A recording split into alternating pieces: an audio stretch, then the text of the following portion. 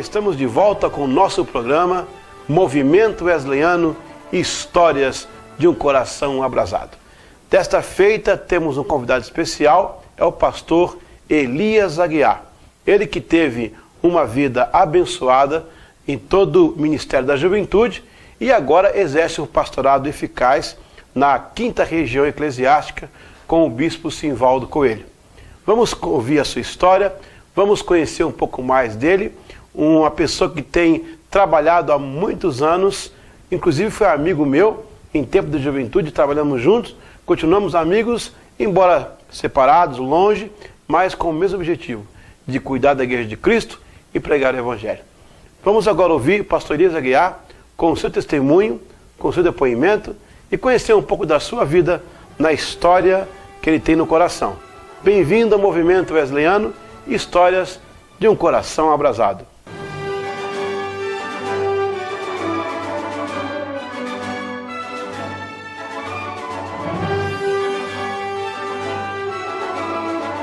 Pastor Eliseu, eu costumo dizer que eu sou filho e neto de metodistas.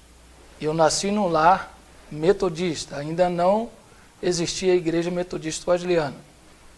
Eu nasci em 1961, a Igreja Wesleyana só nasce em 67. Os meus pais eram metodistas, os meus avós, tios, todos metodistas. E é interessante até que com o surgimento da Igreja Metodista Wesleyana, a minha família é também fundadora de uma das igrejas no Rio de Janeiro, Baixada Fluminense, Duque de Caxias. Começou com 7 pessoas, meus avós, meus pais, tios, sem contar os filhos menores, né? Então começa a Igreja Metodista Wesleyana no bairro chamado Pantanal. Todo mundo conhece o Elias, o Moisés, lá do Pantanal. Eu não tenho vergonha nenhuma de dizer da onde saímos. E nasci no Rio de Janeiro, porém fomos criados em Duque de Caxias.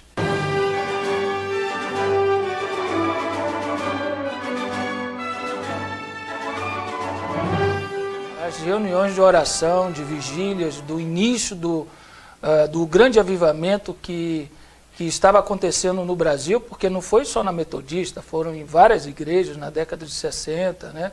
Surgiu a Metodista Wesleyana, mas também surgiram outras igrejas renovadas, a Batista renovada, a Presbiteriana renovada. Mas a nossa história, a Igreja Metodista Wesleyana nasce dia 5 de janeiro e eles acompanharam tudo, inclusive os concílios metodistas. E ela vai ser constituída em fevereiro de 1967. Em 17 de março de 67, surge a Igreja Metodista Wesleyana do Pantanal, onde os meus familiares iniciaram, são fundadores.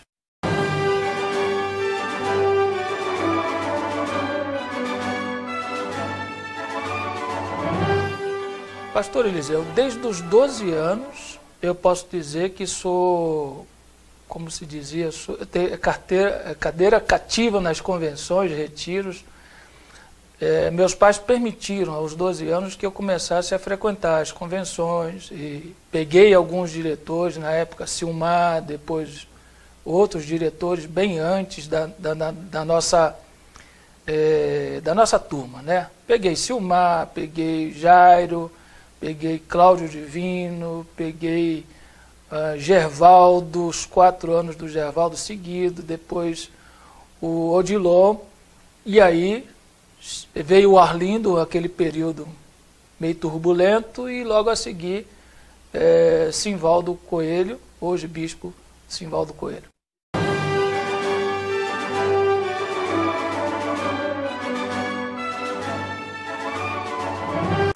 A minha decisão por batismo aos 12 anos. Batizei dia 21 de outubro de 1973. E a minha experiência foi já dirigindo culto aos 13 anos, pregando já na igreja. A primeira vez que eu preguei eu tinha 13 anos de idade. E na época não tinha essa coisa de departamento de jovens, adolescentes, pré-adolescente, criança. Então era criança e mocidade. E aos 13 anos, pasme, eu fui eleito diretor da mocidade da igreja. Com 13 anos eu era membro da igreja, pude concorrer e fui eleito. Então, a minha experiência de liderança já começa muito cedo. Eu creio, assim, que nessa experiência, Deus foi trabalhando na minha vida. Só que tinha uma palavra profética já dada à minha mãe, toda a minha formação, do meu irmão também, que é pastor Moisés Aguiar, toda a formação dos 2 filhos foi voltado para o ministério. É como se Deus desse a ela, principalmente ela, não quer dizer que meu pai não participou, mas muito mais a minha mãe, Isaura, dessa formação. Então ela cuida como se não fosse filhos dela. Ela cuida para Deus. Mais ou menos aos 10 anos, nós tivemos uma palavra profética do pastor Mário Roberto Lindeston. Eu e meu irmão, o pastor Moisés. Como só 2 filhos e homens, a gente naturalmente brincava, quando enchia de brincar, brigava.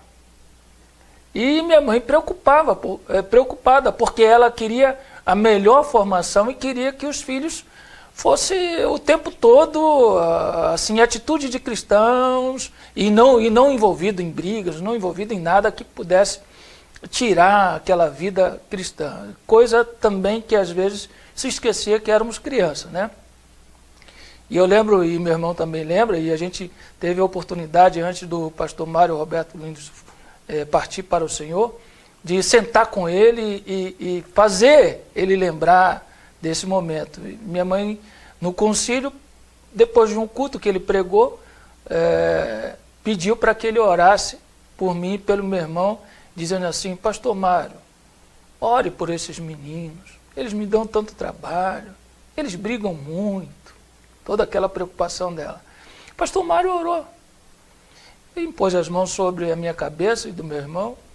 E quando ele terminou a oração, ele disse assim: não se preocupe não, minha irmã. Os 2 vão ser pastores. Então essa foi uma palavra profética mais direta que eu e meu irmão ouvimos. O meu irmão teve a experiência dele, bem diferente da minha. Eu logo tomei a decisão de ser membro da igreja. Eu comecei a ter experiência aos 12 anos, nas vigílias, nos momentos de oração na igreja. Não perdia vigília, e eram vigílias de noite. Começava às 10 da noite do sábado, terminar 7 da manhã no domingo, e a gente direto para a escola dominical. Esse momento do avivamento, nós vivemos tudo isso. E a liderança ela foi pulsando dentro de mim, porque muito cedo fui chamado, fui desafiado a estar à frente de cultos e já pregando, enfim. Eu lembro que aos 17 anos, eu e meu irmão, a gente como que, um ano eu era diretor, outro ano ele era diretor, ele já estava começando a ter a experiência dele também. E a minha experiência em liderança de juventude, no distrito de Duque de Caxias, eu não cheguei a ser o supervisor. Supervisor na época que eu cheguei junto com ele, trabalhei com ele, o irmão Ezequiel. O Ezequiel era o supervisor e eu era o vice dele. Só que eu participava muito mais dos eventos gerais, das reuniões. O Ezequiel ele tinha menos tempo que eu, e o trabalho e tal. E eu comecei a aparecer um pouco mais para o líder geral na época, que era o bispo Simvaldo. Só que nós já nos conhecíamos há muitos anos, né? Eu conheci o bispo Simvaldo aos 12 anos de idade, numa dessas convenções que a gente já participava.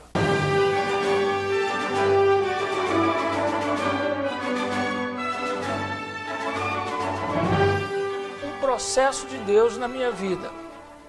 E houve um momento, quando eu tinha entre 17 para 18, eu faço aniversário em agosto, então eu não tinha 18 completo, e eu fui então convidado a fazer o seminário. Eu fiz o primeiro ano no Instituto Bíblico Pentecostal. Pela localização, já tínhamos o Ser Forte, mas não foi trabalhado comigo, e eu acabei fazendo lá o Instituto Bíblico Pentecostal. Tive alguns professores interessantes, né? Lourenço Osso, Antônio Gilberto, gente de um padrão, de um nível. Ao terminar aquele primeiro ano, pastor Eliseu, eu confesso que eu me frustrei com algumas situações que eu vivia, né, com algumas pessoas que eram ligados à liderança na minha formação, e eu dei uma recuada. E eu recuei isso até 1985. E aí eu retomei o seminário.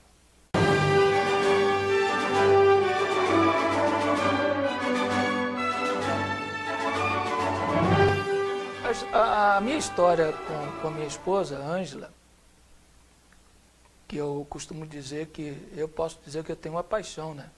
É Ângela Maia da Paixão, e eu acrescentei o Aguiar. Então a minha paixão, eu conheci a Ângela, ela tinha aproximadamente 8 anos para 9 anos, eu tinha 9 para 10, no máximo isso. E nós crescemos juntos na igreja. Os pais dela moravam em Bom Sucesso e mudaram para Duque de Caxias e foram,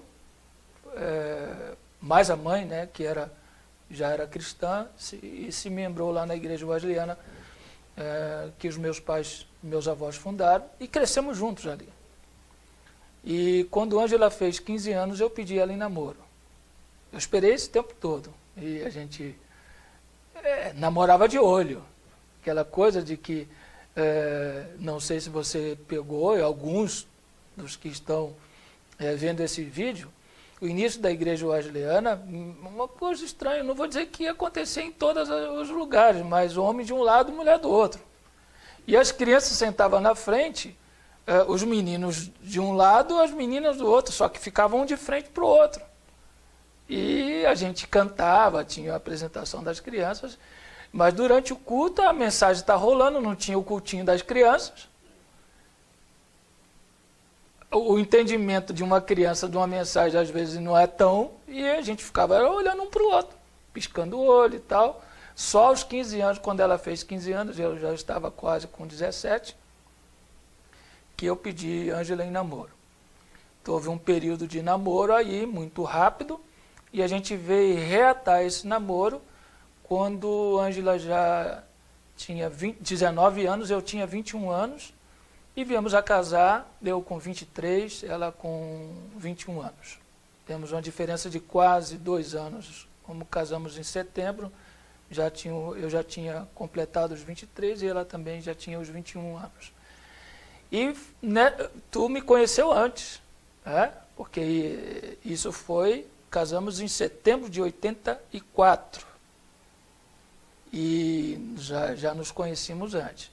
O Bispo Simvaldo é nosso padrinho e é uma alegria, eu gosto de citar, porque os amigos a gente tem que citar toda a participação deles na nossa história, né?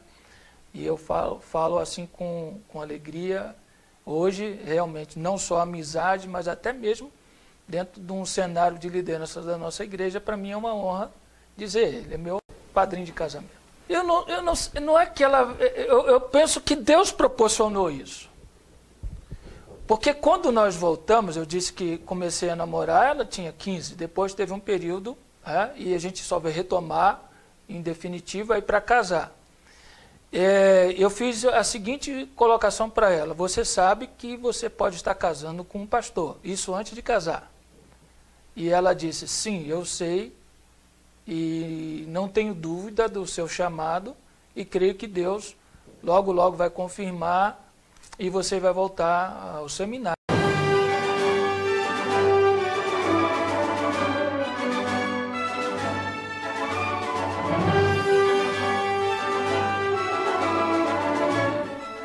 A minha filha, ela tem um ministério de conselheira. Ela é formada em psicologia. Para mim, ela tem um ministério. Ela não casou com um pastor, mas eu brinco com ela que ela não casou com um pastor, mas ele pode ser pastor. E de repente, não a necessidade de um PR, de um título, mas de um ministério pastoral, principalmente nessa área de aconselhamento, que Deus já tem usado bastante ela, e ele já está acompanhando. Raquel já é casada, Raquel tem 28 anos, e O Jonathan tem 23 anos, já vai fazer 24. O Jonathan é pastor.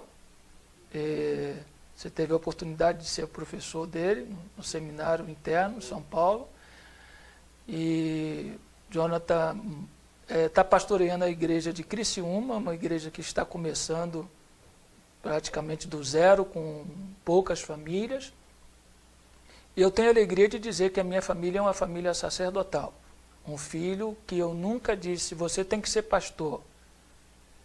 Ele viu na minha vida, no meu ministério, e mesmo diante de dificuldades que todo ministério tem, né? E ele com certeza teve os momentos de crise dele, na infância, na adolescência, quando ele começou a entender como é que era a vida ministerial, mas ele tomou a decisão, olhando também o ministério do pai. Houve uma influência, não uma influência de palavras dizendo você vai ter que ser, mas eu vou ser pastor. Meu único irmão, pastor, família sacerdotal.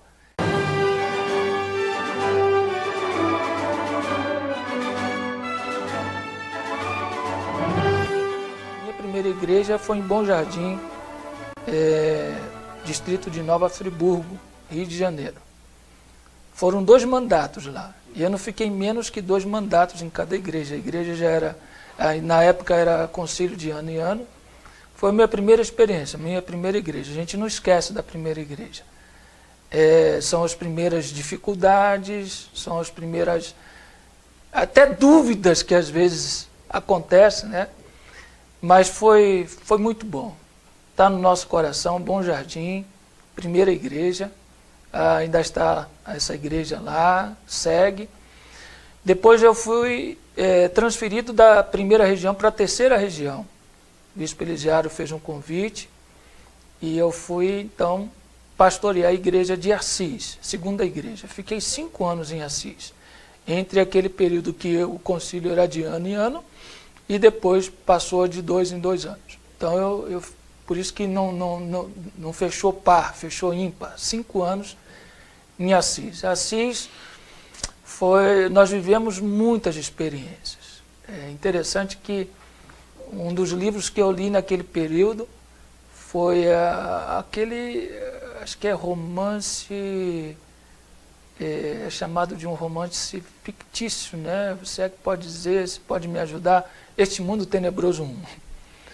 É mais ou menos assim, é fictício. Só que é interessante que no período que a gente estava lendo, eu li, a Ângela deve ter lido alguma coisa, eu comentava com ela, nós vivemos muita coisa do que aquele livro conta. Uma ação demoníaca na cidade, experiências que tivemos ali no Conselho de Pastores. Fui presidente de Conselho de Pastores em Assis. E deixamos a igreja de Assis para um outro desafio, que foi o início do Seminário Interno de São Paulo. Pastor Oséias, hoje Bispo Oséias, foi nomeado como diretor e eu fui nomeado como deão, primeiro deão do Seminário Interno de São Paulo. Foi uma experiência também diferente, ser desafiado a formar pastores. Fiquei ali 2 anos, não fiquei mais, creio eu, porque no final dos 2 anos tivemos um concílio em 98, estou regredindo, né? 98, e eu fui eleito secretário regional de ação social. E aí não era compatível, eu tinha que desenvolver o trabalho na área de ação social, e eu fui nomeado para a igreja de Itu. Minha terceira igreja foi na cidade de Itu, São Paulo. A 4ª igreja, Santana do Livramento. Mas aí já segue junto a Secretaria Regional de Ação Social, que eu fui por 3 mandatos seguidos na terceira região. Quando fui para Livramento, eu já estava no meu 3º mandato. Eu fui para Santana do Livramento, a minha 4ª igreja, em janeiro de 2003.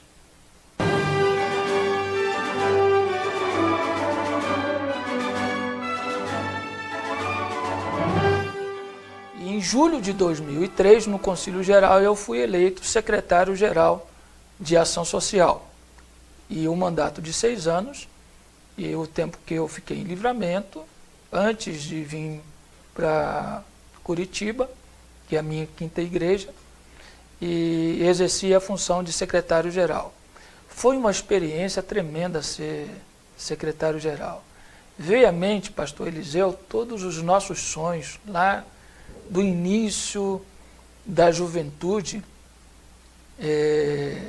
da nossa liderança, da nossa turma, diretor Simvaldo Corrêa Coelho, você como vice, eu na diretoria, os supervisores, a história bonita que a nossa turma tem. Deus falou claramente para o bispo Simvaldo que ele seria bispo. Deus falou para outros, em particular, lideranças que nós íamos assumir. E a maioria desses nossos amigos não só são pastores, não. São superintendentes distritais, secretários regionais, secretário-geral, que eu cheguei, e temos o bispo Simvaldo. E quem sabe alguns ainda vão chegar ao bispado. Creio que Deus tem planos. Né? Eu creio nisso, porque nós acreditamos lá atrás, palavras de profecias e palavras proféticas direto, mensagens, palavras que alguém chegava e entregava para nós, essa convicção. E nós não perseguimos como algo que a gente, eu quero ser isso por um status. Eles foram acontecendo. Eu costumo dizer que eu nunca orei a Deus para ser um secretário-geral. Eu nunca pedi a Deus para ser. Como nunca pedi para ser bispo. Essas coisas, elas vão acontecer dentro de um plano de Deus, já estabelecido desde a nossa formação, desde a nossa experiência primeira de liderança na denominação. E é bom que entenda que era diretoria geral, porque nós tínhamos apenas uma região, hoje nós somos 8 regiões. Então, essa experiência foi estar liderando uma juventude no todo do que existia como Igreja Metodista Wesleyana. Foi uma boa experiência. A formação, a maneira como nós trabalhávamos, né? O pessoal brincava com o sargento Simvaldo, mas a influência da liderança, a maneira como era trabalhado, deu-nos uma boa formação. Cada um tinha o seu sonho. Você tinha o sonho como músico, como compositor, como conferencista, e Deus falava contigo que tu ia ganhar o mundo, e isso a gente viu. Né? Você não só morou fora, nos Estados Unidos, pelos 10 anos que você ficou, mas você andou em muitos países e até hoje ainda recebe convite. Outros exerceram liderança dentro da denominação, formaram ali, caminharam, têm contribuído dentro do Brasil, outros já tiveram experiência fora do Brasil. Deus cumpriu as suas promessas em nossas vidas. E eu tenho assim alegria, e para mim é uma honra dizer que eu faço parte da história da Igreja Metodista Wesleyana. Mesmo com 6 anos, eu faço parte desde 67. Não é assim dizer, eu sou de 67. Não, eu sou da Metodista. Quando eu nasci, eu já nasci metodista. E a Igreja Wesleyana surgiu e viemos juntos, minha família, e a gente, eu creio que Deus preparou e colocou isso. Volto a citar minha mãe, principalmente. Meu pai teve participação, mas a participação dela foi mais contundente. Então, nessa formação, olha, esses aí estão separados. Esses seus filhos estão separados para o ministério. A experiência do meu irmão também, muito linda. Eu creio que vai se ter uma oportunidade também de ouvir ele em algum tempo. E a minha experiência, e eu creio que não só tem contribuído, é uma alegria, a honra é toda para Deus, é uma honra no sentido de poder me doar e ainda, naquilo que puder fazer, contribuir para o crescimento do reino de Deus através da Igreja Metodista Wesleyana. Mas vivemos um momento muito lindo, né? Aquele momento de avivamento. Os nossos pais viveram muito mais o avivamento de 67, a gente acompanhava eles. Mas esse avivamento não parou conosco. A nossa geração, lembro como hoje, em 84, as nossas convenções, os nossos retiros, a gente fazia oração nos quartos, nas filas de refeições, e não parava de orar. E nas nossas reuniões, cultos e mini vigílias, ou até noites inteiras nos nossos eventos, a gente estava orando e assim caía um ali, caía outro, e nem se falava ainda o que veio na década de 90 da nova unção. Ninguém colocava a mão sobre nós. Era um poder do Espírito Santo, era um mover do Espírito Santo tremendo, em que não se precisava pôr as mãos sobre as pessoas, elas caíam. A minha experiência de batismo com o Espírito Santo foi assim, algo interessante. Voltando de uma convenção, que também foi em Belo Horizonte, duas convenções marcantes para mim, em 1980, voltando de Belo Horizonte para o Rio de Janeiro, no ônibus, terminava a convenção, terminava lá, continuava no ônibus. E aquilo chegava na igreja, a juventude, os que ficaram e até os adultos, eram inflamados com aquilo que a gente recebia naqueles eventos. E a gente não parava de falar. E eu lembro que a gente estava dentro do ônibus, voltando para o Rio de Janeiro, e ninguém dormia, orando, cantando. E eu recebi ali o batismo, a confirmação do batismo com o Espírito Santo, falando em línguas estranhas. E naquele mesmo dia também, Ângela, minha esposa, recebeu o batismo com o Espírito Santo. É interessante porque a história a gente caminhava junto ali, até nesse sentido de experiência, né, com Deus. Então, essas experiências, não se fazia um programa de que tem que jejuar, que tem que orar. Era natural. E quando a gente começava a orar, não parava, e um mover do Espírito Santo que a gente caía. Era normal ver jovens deitados, caídos, arrebatado, era usado muito isso, né? Foi arrebatado. Por quê? Começava a orar, caía, falava em línguas, e daqui a pouco você mexia e a pessoa tá arrebatada. Passava um tempo ali.